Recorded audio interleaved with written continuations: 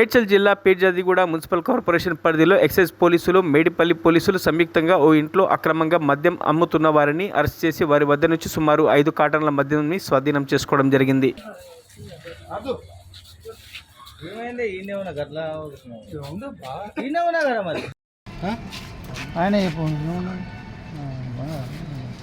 మంచిగా ఓపెన్ ఉంటుంది, జాగ్రత్త ఉంటుంది. శివ ఫుల్ బాటిల్ ఎన్ని?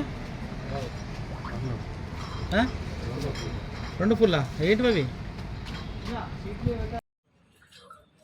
చెప్పకపోతే ఏముంటుంది అందులో?